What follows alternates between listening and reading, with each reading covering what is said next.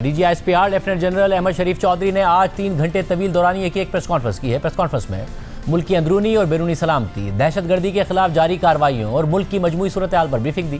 खैबर पख्तूनख्वा हुकूमत के military operation के खिलाफ बयानिए पर भी सख्त रद्दअमल दिया। साथ ही अफगानिस्तान और भारत के गठजोड़ पर बात करते हुए बताया कि गुज़िश्ता साल मई में पाकिस्तान से शिकस्त के बाद भारत ने अपनी प्रॉक्सीज के जरिए पाकिस्तान में दहशतगर्दी के वाक़यात में इजाफा किया। सीनियर सहाफ़ी आसमा शराजी के खैबर पख्तूनख्वा में ऑपरेशन के हवाले से सवाल के जवाब में DGISPR ने कहा कि सूबाई हुकूमत काफ़ी वक्त से कह रही है कि सूबे में ऑपरेशन नहीं होने देंगे, मगर ऑपरेशन हो रहा है और आज भी हो रहा है। उन्होंने इमरान खान के दौर में TTP से बातचीत के मामले पर इस्टेब्लिशमेंट के किरदार पर कहा कि ये शख्सियात का खेल था, इदारे का नहीं।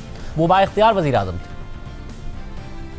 आपने बार बार 2021 की बात की कि जब दहशतगर्दों को यहाँ पे लाया गया, बसाया गया, जो भी पॉलिसी थी वो पॉलिसी ज़ाहिर है कि सिर्फ पॉलिटिकल लीडरशिप ने नहीं बनाई थी, उसमें मिलिट्री लीडरशिप भी बराबर की शरीक थी। तो अगर आप उनको स्पेयर करके सिर्फ पॉलिटिकल लीडरशिप के ऊपर बर्डन डालेंगे तो मेरा ख्याल है इसको एक सिलेक्टिव जस्टिस कहा जाएगा, अनफॉर्चुनेटली। साथ ही एक और मुख्तसर सी बात कि एक सूबे के चीफ एग्जीक्यूटिव हैं, वो कहते हैं बार बार कि ऑपरेशन नहीं होने देंगे। फिर आप किस तरह से ऑपरेशन लॉन्च करेंगे या जो इंटेलिजेंस बेस्ड ऑपरेशंस हैं इनको किस तरह से आप फिर कंडक्ट करेंगे? वो तो कह रहे हैं कि ऑपरेशन नहीं होने, आज कह रहे हैं, वो तो पता नहीं कब से कह रहे हैं। वो कहते हैं हमारा लीडर कह रहा है ऑपरेशन हो रहे हैं ना, एज ऑफ टुडे भी हो रहे हैं। बिकॉज दी सिक्योरिटी, मैंने आप पहले बार बार की, कुछ चीज़ें फंडामेंटल्स हैं जिनके ऊपर कोई कॉम्प्रोमाइज़ नहीं किया जा सकता। The territorial integrity and the security of the state. कि अच्छा जी मिलिट्री ऑपरेशन नहीं करना तो फिर करना क्या है? फिर क्या दहशतगर्दों के पैरों में बैठ जाना है?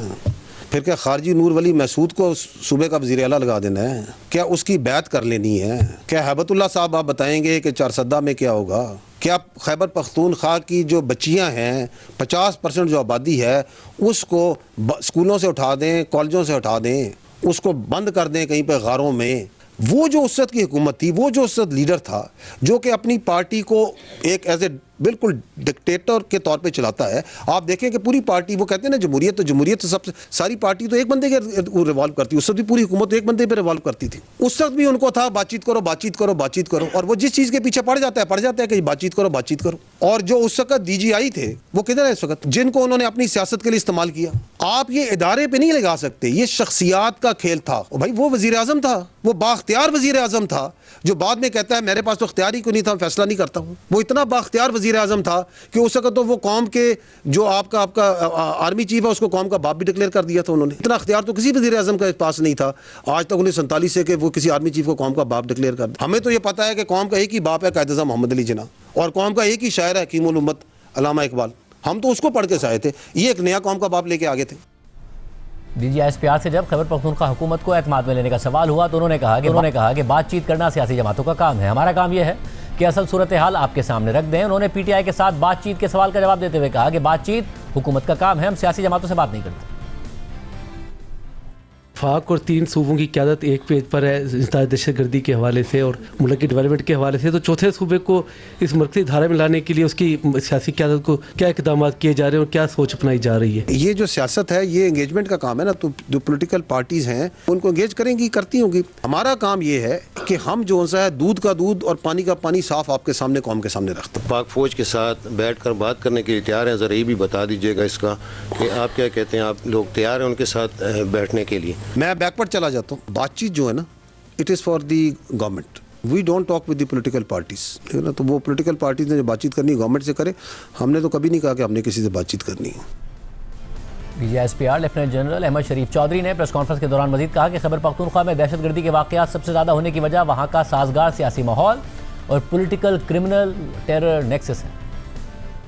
एक सवाल इमीडिएटली आता है कि why Khyber Pakhtunkhwa, almost 80% of the terrorist incidents why they are happening in Khyber Pakhtunkhwa? इसकी बुनियादी वजह है it is that politically conducive environment जो वहाँ पे प्रोवाइड किया जाता है, and the political criminal terror nexus जो वहाँ पे फ्लरिश कर रहा है।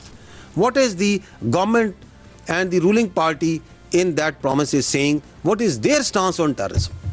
इसको भी ज़रा जानना ज़रूरी है, क्योंकि ये क्लैरिटी भी अब कौम को मुकम्मल आ गई है कि ये इस जंग में किधर खड़े हैं। ये कह रहे हैं यहाँ पे कि ये दहशतगर्दी जो सी अफगानिस्तान से बाकी मुल्कों में क्यों नहीं हो रही? अभी आपने सुना है UN कह रही है कि 20 इंटरनेशनल रीजनल टेररिस्ट ऑर्गेनाइजेशन पनप रही हैं।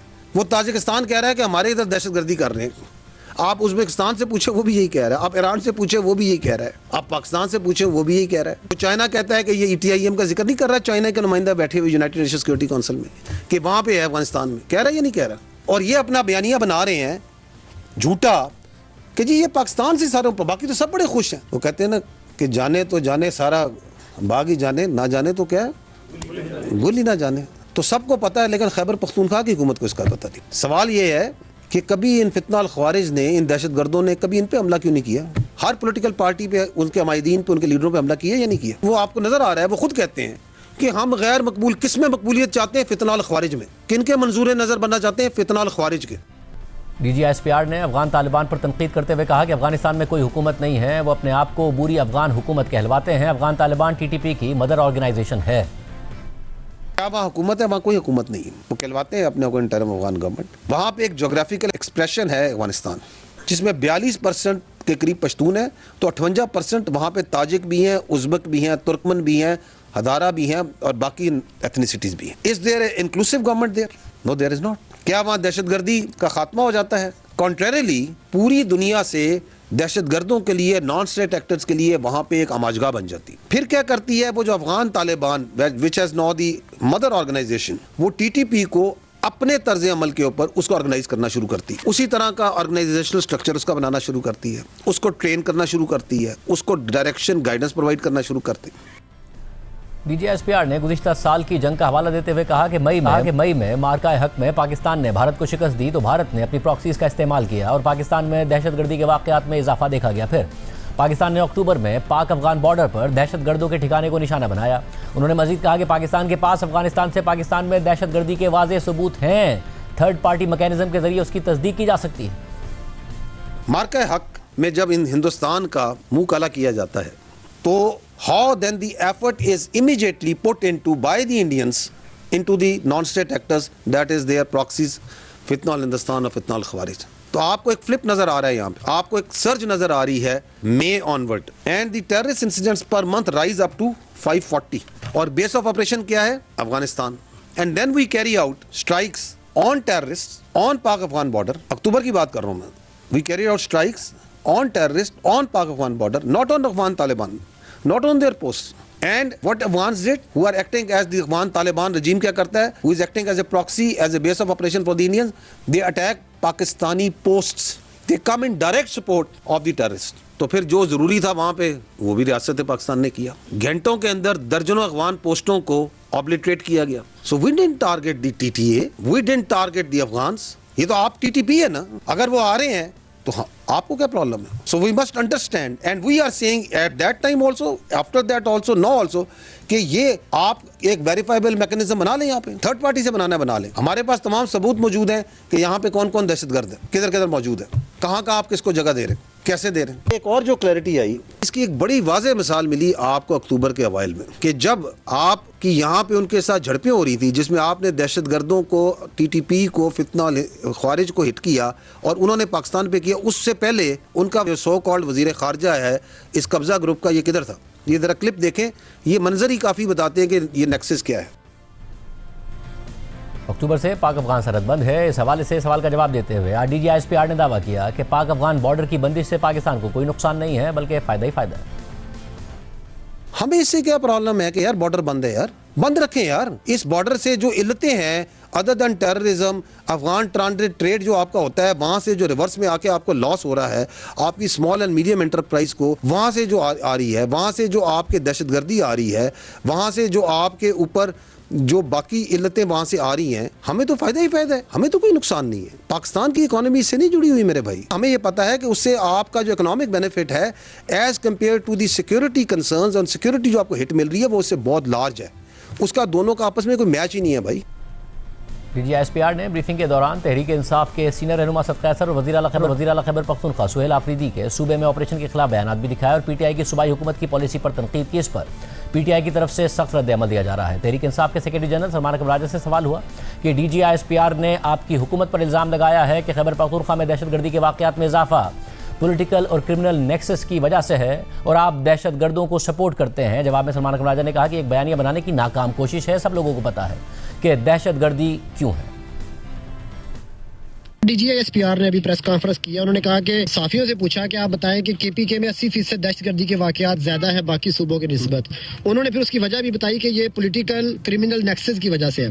तो वो आपकी हुकूमत पे इल्जाम लगा रहे हैं कि आप दहशतगर्दों को सपोर्ट करते हैं। ये तो एक बयानिया बनाने की नाकाम कोशिश है। लोग जानते हैं you can't fool all the people all of the time. तो आप ये कोशिश अब छोड़ दें। मैं ये इतनी बात करूंगा, लोगों को पता है कि दहशतगर्दी क्यों है। आपको याद होगा तकरीबन एक माह कबल एक जिरगा बुलाया गया था जो खैबर पख्तूनख्वा असेंबली की इमारत में मुनक्किद किया गया। मैं वहाँ खुद मौजूद था। खैबर पख्तूनख्वा के हर खित्ते से लोग वहाँ आए, हर जमात के लोग वहाँ आए, वहाँ दानिश्वर आए और सब ने जो बात की वो सबके सामने वाजे है। खैबर पख्तूनख्वा के लोग जानते हैं कि वहाँ दहशतगर्दी क्यों है, वहाँ बदहाली क्यों है, वहाँ खून खराबा क्यों है। तो आप किसी अपने खुद साख्ता बयानिया के पीछे छुप नहीं सकते।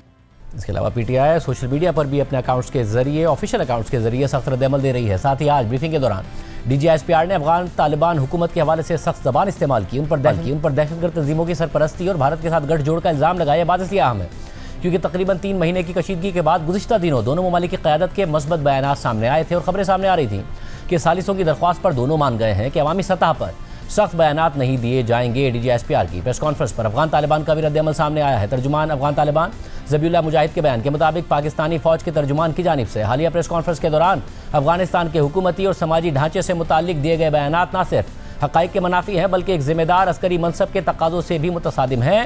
अफगानिस्तान इस किस्म के गैर ज़िम्मेदाराना और इश्तियाल अंगेज़ बयानात की शदीद अल्फाज में मज़म्मत करता है और पाकिस्तान के मुतल्लिक़ा इदारों से मुतालबा करता है कि वो सरकारी मौक़िफ़ के दायरे से तजावुज़ करने और अफगानिस्तान के खिलाफ प्रोपेगेंडे के बजाय अपने दाखिली मसाइल के हल पर तवज्जो मरकूज़ करें।